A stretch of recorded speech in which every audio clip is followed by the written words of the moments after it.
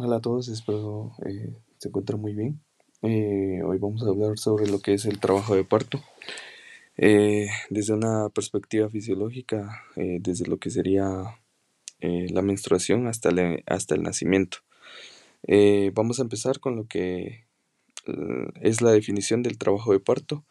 Se dice que el trabajo de parto representa la culminación del proceso reproductivo femenino.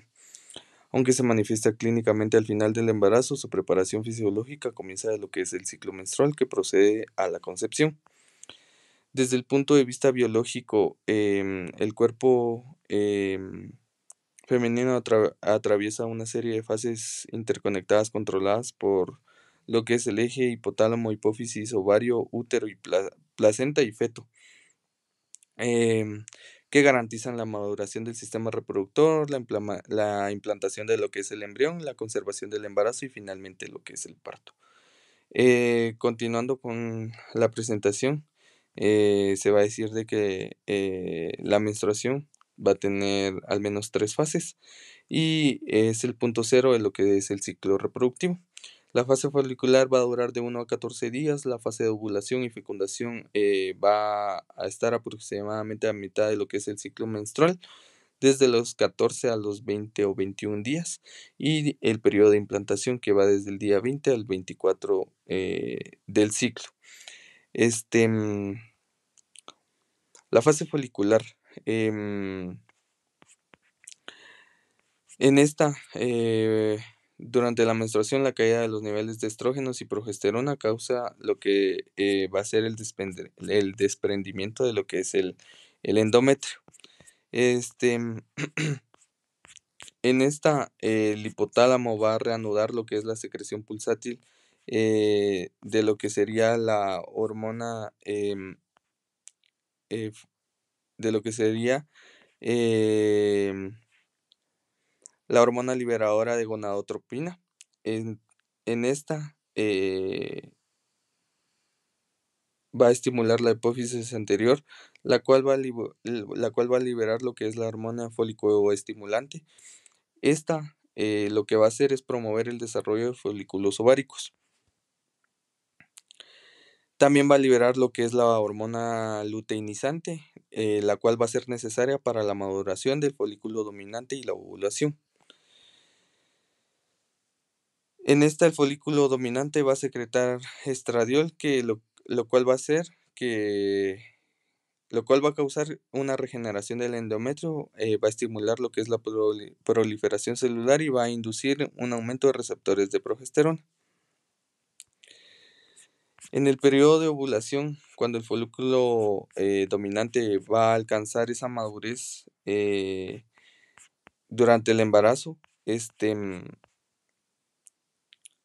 un pico de lo que es la hormona luteinizante va a desencadenar la ovulación, liberando el óvulo hacia la trompa de falopio. Si ocurre la fecundación, que no en todos los casos es posible, se va a formar el cigoto, que va a descender hacia el útero en los próximos 5 a 7 días, mientras se divide y se convierte en lo que es un blastocito. Desde este momento se activa lo que es un diálogo molecular materno-embrionario, que va a determinar el éxito de la implantación y el establecimiento del embarazo. Como les menciono, no en todos los casos puede llegar a ser así. Luego vamos con la fase de implantación o lo que sería también la transformación endocrina del sistema materno. La implantación, que va del día 20 al día 24 del ciclo menstrual. En este, el blastocito se va a adherir al endometrio, que ha sido transformado por la progesterona en un tejido secretor rico en nutrientes. El trofoblasto va a invadir lo que es el endometrio y va a formar las vellosidades coriónicas que dan origen a lo que es la placenta. En esta fase vamos a tener un mantenimiento hormonal. ¿Y en qué va a consistir? El mantenimiento hormonal, en esta, el trofoblasto va a liberar lo que sería la hormona gonadotropina coriónica humana, que mantiene activo a lo que sería el cuerpo lúteo. En esta, el cuerpo lúteo va a producir progesterona y estrógenos, evitando una nueva menstruación y así estabilizando lo que sería el endometrio. También vamos a tener que la progesterona va a inhibir la contractividad uterina, mediante lo que es la reducción del calcio intracelular en las células del miometrio, también una disminución de la formación de uniones comunicantes entre las fibras musculares y una estabilización eléctrica de lo que sería el miometrio. Así, desde las etapas tempranas, el útero entra en un estado de relajación funcional, crucial para lo que sería el desarrollo fetal.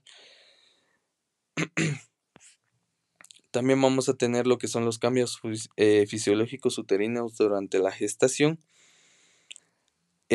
Durante los 9 meses del embarazo, el útero pasa por un proceso progresivo de lo que son tanto crecimiento, vascularización y lo que sería la maduración funcional. Todos estos impulsados por factores hormonales y mecánicos del útero. Entre lo que serían las regulaciones endocrinas para la preparación del parto, vamos a tener varias tipos de hormonas, las cuales nos van a ayudar para lo que serían los cambios uterinos fisiológicos uterinos durante la gestación. Entre estos vamos a tener lo que son la relaxina, que va a estar secretada por lo que es el cuerpo lúteo y la placenta. En parte reblandece el cérvix y relaja la sínfisis púbica. Esta favorece a la adaptación pélvica para el parto. También vamos a tener una liberación de estrógenos, los cuales van a estimular la formación de receptores de oxitocina y también prostaglandinas. Aparte, estos van a incrementar lo que son la síntesis eh, gap-junticons o uniones comunicantes, las cuales van a facilitar la conducción eléctrica entre fibras del miometrio y también van a aumentar la sensibilidad uterina a la oxitocina. Entre otra hormona vamos a tener la progesterona, que esta va a reducir la entrada del calcio a las células musculares uterinas, va a disminuir lo que es la expresión de conexiones como lo que sería la conexina 43, va a suprimir también la síntesis de prostaglandinas y va a promover lo que sería la inmunotolerancia hacia el feto. También vamos a tener la producción de prostaglandinas, específicamente la prostaglandina E2 y la prostaglandina alfa 2, que va a ayudar en la maduración del cuello uterino y va a ayudar también en la estimulación de contracciones uterinas. Estas se van a sintetizar localmente en lo que sería el endometrio y las membranas tanto fetales y así también como en la placenta. También vamos a tener lo que son los cambios fisiológicos uterinos durante la gestación. Entre estos vamos a encontrar el crecimiento uterino, donde el miometrio va a aumentar al menos de 10 veces su tamaño y aproximadamente veces que sería su peso basal. Se van a producir también hipertrofia e hiperplasia de las fibras musculares lisas. Se va a desarrollar también una rica red vascular bajo el control de estrógenos y prostaciclinas. También van a haber cambios en el cérvix. Este proceso va a ser durante la mayor parte del embarazo. El cérvix se va a mantener rígido y cerrado gracias a la acción de lo que sería la progesterona y el colágeno denso. En el final de lo que es el embarazo, las metaloproteinasas y prostaglandinas E2 van a degradar el colágeno produciendo un reblandecimiento y borramiento cervical. Y también va a haber una actividad miometrial. En esta, por lo regular, va a ser en la primera mitad del embarazo. El útero va a mantener un estado de lo que sería relajación mediado por lo que es la progesterona y progresivamente, conforme pasa el tiempo, los estrógenos van a inducir un aumento de los receptores de oxitocina, prostaglandinas, los cuales serían un proceso fisiológico preparando al útero para contraerse después de la concepción.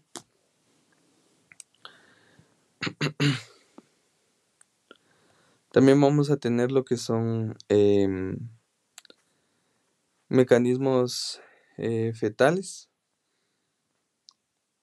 Este, entre estos vamos a tener que el eje fetal, hipotálamo, hipófisis suprarrenal, en donde está el cortisol fetal producido por lo que sería la corteza suprarrenal, va a estimular la producción de la producción placentaria de lo que sería la hormona liberadora de corticotropina. También va a participar en la síntesis de prostaglandinas, en la maduración pulmonar, es decir, en el aumento de surfactante. Em, y este aumento de cortisol fetal va a constituir una señal de madurez que prepara al organismo materno para lo que sería ya iniciar con lo que es el trabajo de parto. Este, también vamos a, a tener lo que sería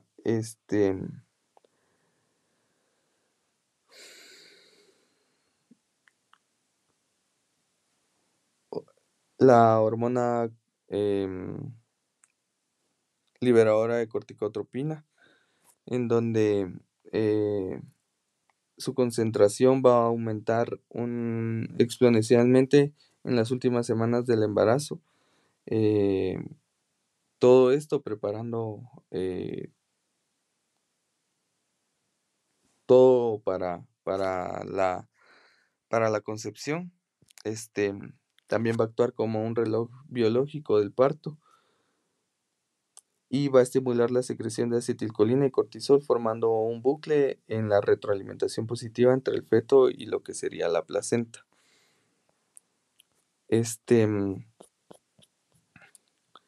También vamos a, a ver lo que sería la fase de activación uterina. En esta fase es aproximadamente entre las últimas 4 y 6 semanas de lo que es el embarazo. El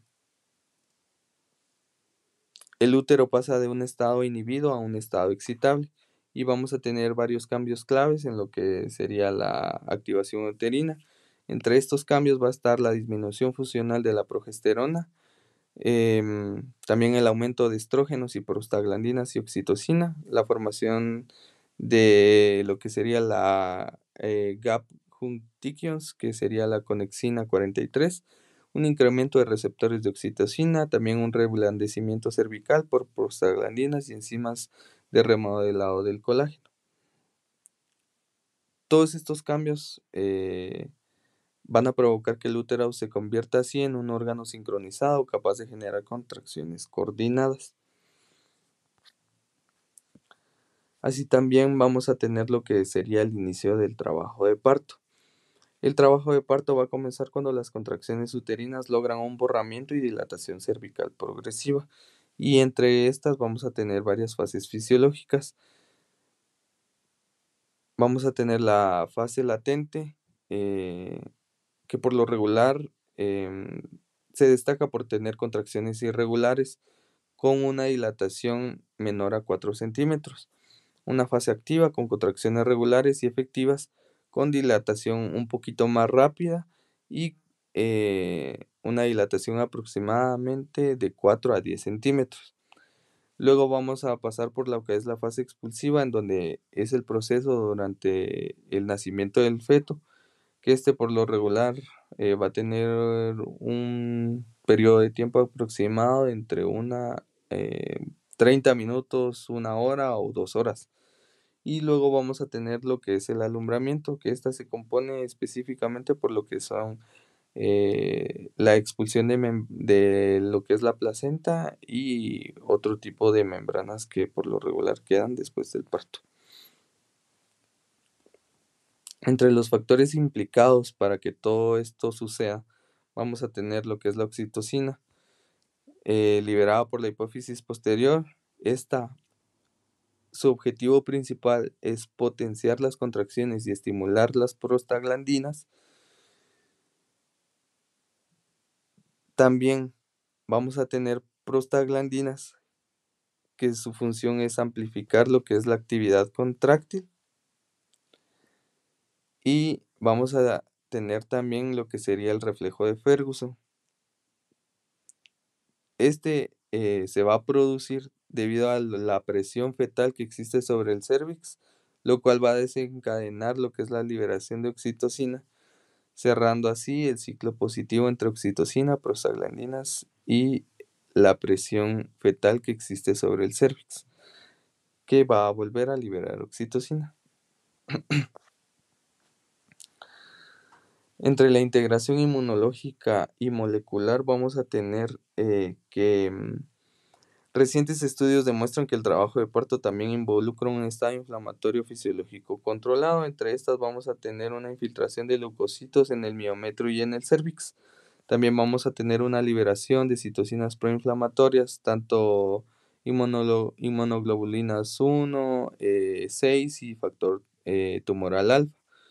También vamos a tener aumento de enzimas que degradan el colágeno, y este ambiente completo inflamatorio va a facilitar lo que es la maduración cervical y la ruptura de membranas, contribuyendo así al progreso del parto.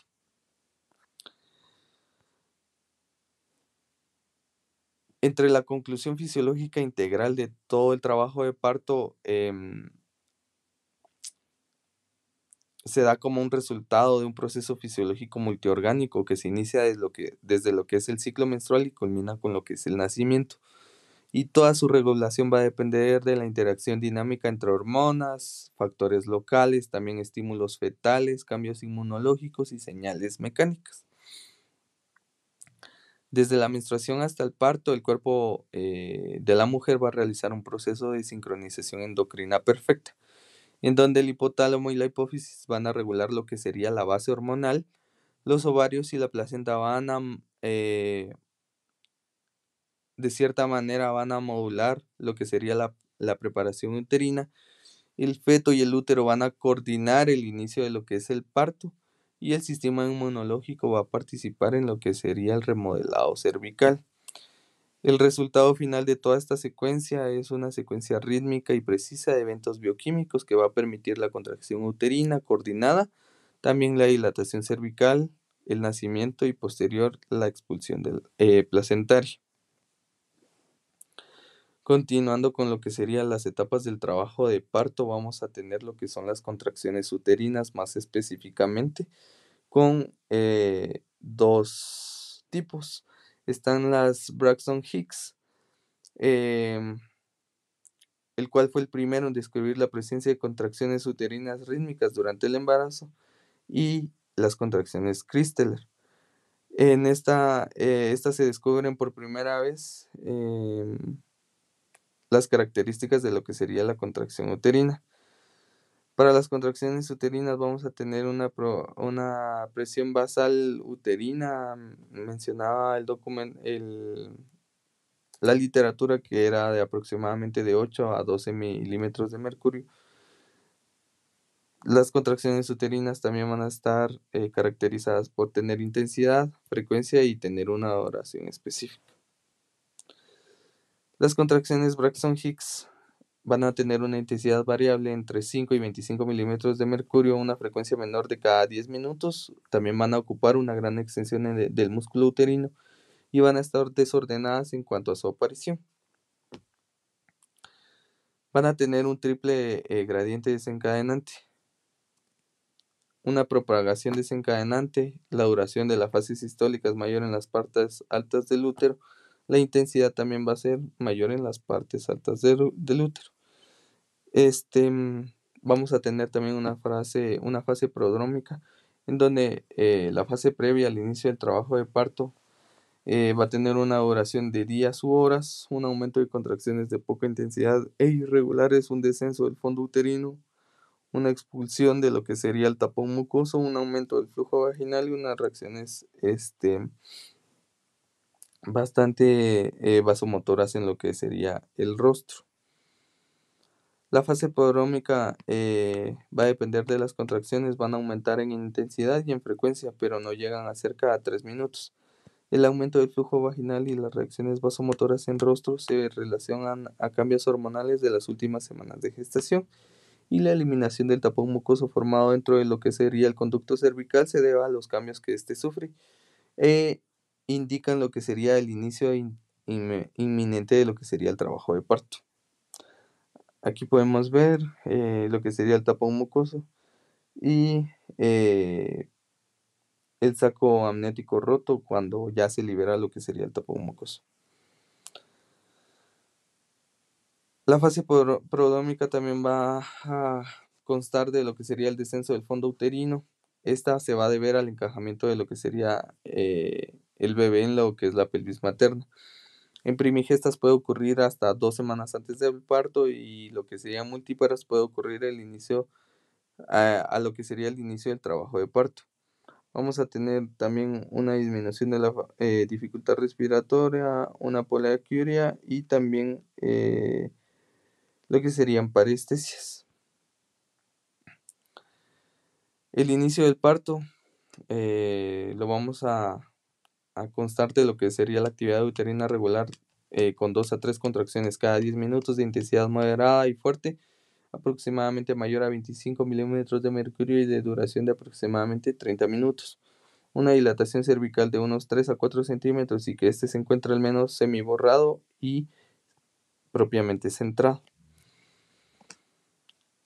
Los periodos del trabajo de parto, vamos a tener un periodo de dilatación, un expulsivo y uno de alumbramiento, como les mencionaba antes, una fase latente, una fase em, que sería también una fase activa, una expulsiva y una de alumbramiento.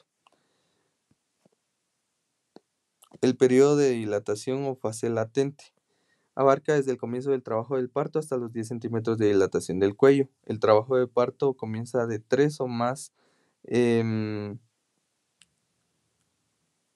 centímetros y contracciones uterinas dolorosas de al menos 10 minutos durante más de 30 segundos. Se subdivide en una fase latente desde el inicio hasta alcanzar una dilatación de 4 centímetros y una fase activa hasta dilatación completa de 10 centímetros, y este va a diferir en cuanto al tiempo entre multíparas y primigestas. La duración del periodo de dilatación va a depender de la efectividad de las contracciones uterinas, la relajación entre la pelvis y el feto, la resistencia del canal blando del parto, también la duración normal con dinámica uterina espontánea. Como les mencionaba antes, una primípara va a durar entre 8 a 12 horas y una multípara entre 6 a 9 horas. Y un parto precipitado va a cambiar en cuanto a la duración. En una nulípara va a ser menor a lo que serían las 8 horas, o con velocidad de progresión de aproximadamente 3 centímetros de dilatación cada hora. Y entre una multípara va a tener una duración menor a lo que serían las 4 horas. Para el periodo de dilatación vamos a tener una conducta clínica en lo que es la observación del progreso y evolución del parto, una valoración del estado materno y una valoración de lo que sería el estado fetal. El periodo de dilatación también va a tener una incorporación a lo que sería en cuanto al cérvix. Vamos a notar una reducción de la longitud del canal cervical. En nulíparas procede a lo que sería la dilatación y en multíparas es simultáneo a lo que sería la dilatación. Esta se va a dividir en lo que sería un porcentaje y un borramiento en cuanto al adelgazamiento y acortamiento de lo que sería el encogimiento gradual del cérvix medido en cuanto a porcentajes del 0 al 100, como se puede ver en la imagen. La dilatación cervical también vamos a ver lo que sería la tracción que ejercen las fibras espirales del cuerpo uterino, la presión hidrostática sobre el orificio cervical y lo que sería el efecto del triple gradiente descendiente.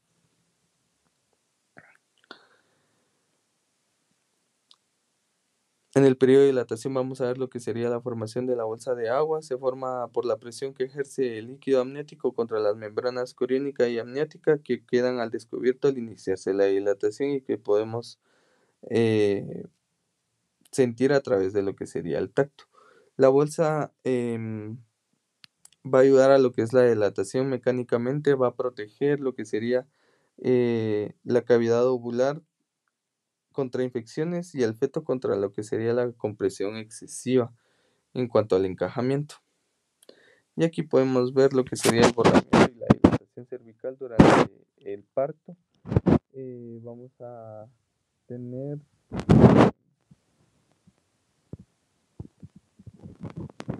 varios tipos acá, como muestra la imagen de dilatación, donde podemos ver una dilatación cero en el cuello del útero, también un ejemplo de una dilatación de 1 centímetro, donde ya se empieza a ver borramiento, y también una dilatación de 5 centímetros y una dilatación de lo que sería 10 centímetros. En el periodo de dilatación en la fase latente, desde el comienzo de las contracciones uterinas regulares hasta el comienzo de la fase activa, se va a producir el reblandecimiento y borramiento de lo que es el cuello uterino y no debe superar las 12 horas, dependiendo de las gestas, en nulíparas de 6 a 10 horas y en multíparas de 4 a 8 horas.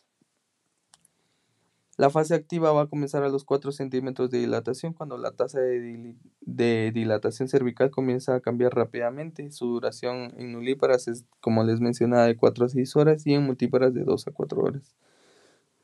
La progresión va a ser en una nulípara de aproximadamente 1 centímetro cada hora de dilatación y en multíparas de 1,5 centímetros a cada hora.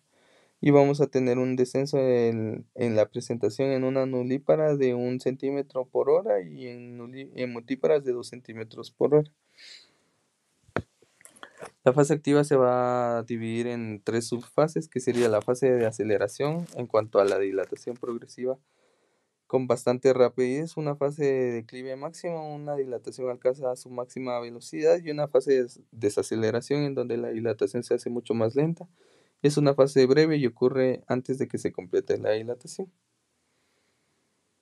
Aquí podemos ver una tabla en donde podemos observar la fase latente, la fase de aceleración, la fase de declive máximo y lo que sería la fase expulsiva en cuanto al tiempo y este va a depender según nuestros pacientes sean nulíparas o multíparas.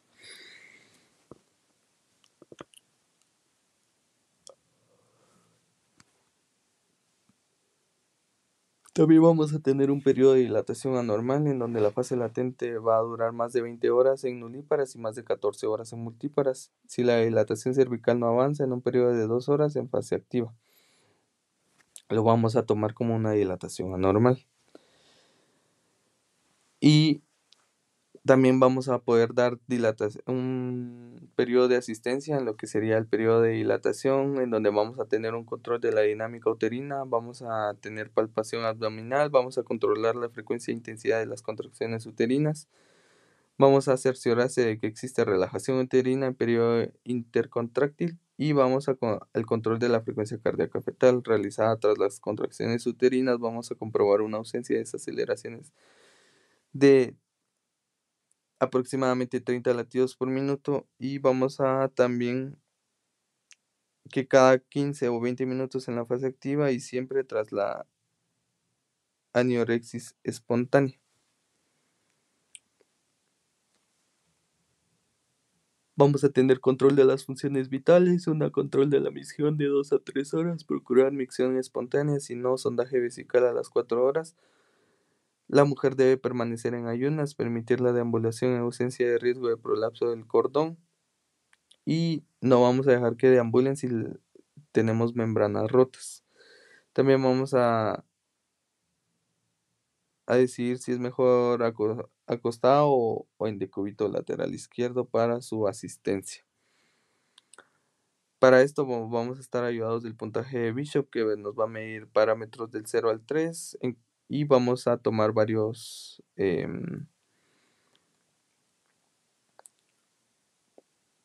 cosas en cuenta en lo que sería la dilatación, la longitud de la dilatación, la consistencia, en cuanto al tacto, también la posición y el encajamiento.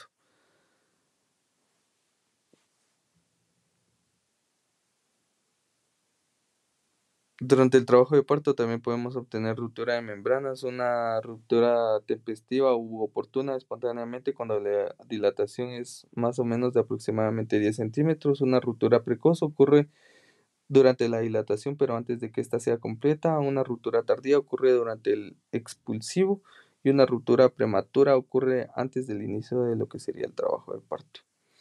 El periodo expulsivo va a iniciar con la dilatación completa y finaliza con la expulsión del feto.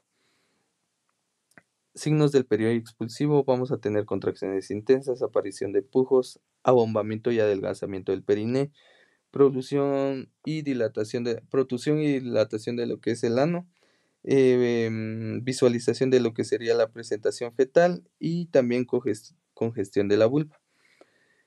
En este periodo vamos a ver que la presencia ejercida por la contracción uterina se le suma a la presión desarrollada por los pujos maternos, y la duración en una nulípara es de hasta 120 minutos, un promedio de 50 minutos y en multíparas de 30 minutos. Las contracciones vamos a tener una frecuencia de entre 5 a 10 minutos, una duración de 60 a 90 segundos y una intensidad de hasta 50 milímetros de mercurio. Al descender la presentación fetal, ya sea de cara o de nalgas, comprime lo que sería el recto sigmoides y las estructuras nerviosas de la región, desencadenando la contracción involuntaria del diafragma y los músculos abdominales. En este, la mami va a experimentar deseos de pujar voluntariamente y va a contraer los músculos de lo que sería la prensa abdominal. El suelo de la pelvis va a ser desplazado por lo que sería el feto. A medida que avanza, la vagina se va a distender y la cabeza se va a ver al final de lo que sería la vulva con cada contracción. Entre las contracciones, la cabeza va a retroceder hasta que aparecen lo que serían las eminencias parietales o, como comúnmente llamamos, coronación. En este momento, el occipucio va a pasar por lo que sería el debajo del arco púbico y se produce la extensión de la cabeza. Luego de unos segundos se comprueba su rotación externa y con lo siguiente va a tener una contracción por en donde se va a expulsar lo que sería el resto del bebé. Em, También vamos a tener una etapa más crítica para el feto. En esta las contracciones uterinas van a ser más intensas, frecuentes y duraderas. Se van a añadir lo que serían los pujos maternos. Lo que sería la presión intrauterina va a alcanzar un aproximado de 120 milímetros de mercurio. La cabeza fetal va a chocar contra lo que sería el perine y va a aumentar la presión intracránea. Va a causar lo que sería el aumento de la presión intracraneal y vamos a tener un posible compromiso de lo que sería la circulación por vasos umbilicales en caso de cordones umbilicales circulares y nudos en lo que sería el cordón. Esto ocurre en aproximadamente 40% de los partos. Y aquí tenemos un ejemplo de lo que sería el periodo expulsivo, en donde vemos una coronación completa, en donde vamos a ver un desplazamiento de lo que es el periné conforme se va desplazando el bebé. Y em, los mecanismos del parto o del trabajo de parto va a ser una acomodación o encajamiento, un descenso o flexión, una rotación interna.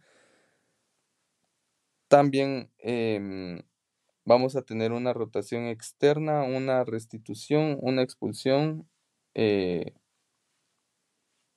conforme pasos, primero un hombro anterior y luego el hombro posterior.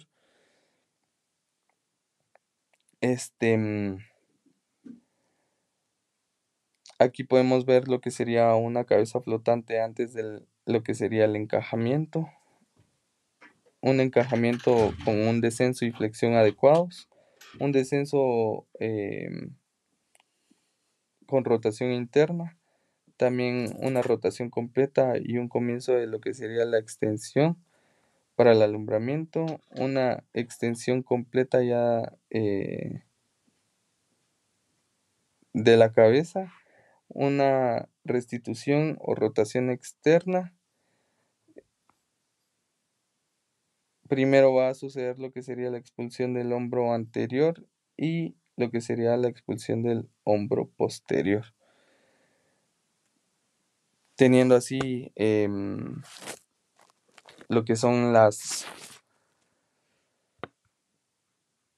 fases que completarían el trabajo de parto, este,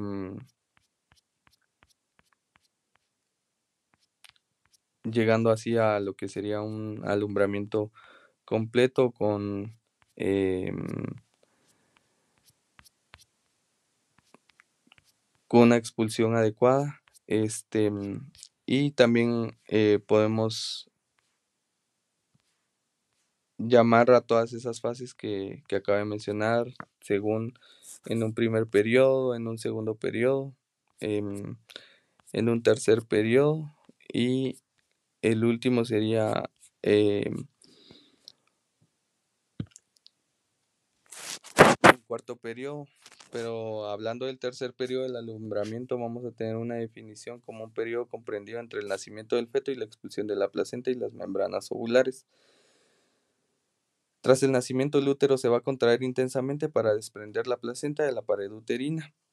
Las contracciones van a comprimir los vasos uterinos y van a provocar la separación placentaria. También van a existir los mecanismos clásicos de desprendimiento, tanto Schulze como Duncan, en donde vamos a tener la separación central de la placenta, y en Duncan vamos a tener una separación marginal, donde la placenta sale con la cara materna hacia afuera. Una vez desprendida, la placenta es expulsada por contracciones adicionales y la retracción uterina adecuada. Este proceso también evita la hemorragia gracias a la oclusión de los vasos uterinos por compresión muscular. Hemostasia fisiológica de Pinner o anillo de Pinner va a tener una duración aproximada de 5 a 30 minutos y vamos a tener signos clínicos de un desprendimiento adecuado placentario con una elevación del fondo uterino, un aumento súbito del sangrado, un descenso del cordón umbilical y una modificación de lo que sería la forma del útero, con una palpación del útero más firme y más globoso. El cuarto periodo o periodo de recuperación se define como va a corresponder a las primeras 2 horas después del alumbramiento y es el periodo de observación y estabilización materna, también conocido como periodo de vigilancia de puerperio inmediato. En esta el útero se retrae firmemente y se palpa a nivel del ombligo. La retracción muscular cierra los vasos uterinos abiertos y evita lo que sería la hemorragia posparto. Se va a iniciar la lactogénesis por acción de la prolactina y los reflejos neuroendocrinos. Y la mami va a experimentar una descarga vaginal llamada loquios, inicialmente hemática y sin ningún tipo de olor. Tiene una duración aproximadamente de 1 hora a 2 horas posteriores al alumbramiento y el objetivo clínico es vigilar el sangrado uterino, evaluar la contracción uterina y controlar los signos vitales y el estado general de la paciente. En conclusión, las fases clínicas del trabajo de parto van a representar una expresión visible y ordenada de lo que sería el complejo proceso fisiológico iniciando semanas antes. Cada periodo cumple una función específica que va a garantizar la expulsión segura del feto y la placenta, así como la recuperación uterina posterior. La adecuada compresión de cada fase nos va a permitir reconocer algún tipo de anormalidad, como algún tipo de parto prolongado, una distosia o atenía uterina, y para actuar de una manera oportuna, ya que existen muchos factores de riesgo dependiendo de cada tipo de paciente y que no todos los alumbramientos van a ser de una misma manera, esperando así poder llenar cada uno de los aspectos sobre el tema y cada uno de, de las fases de lo que sería el trabajo de parto. Muchísimas gracias.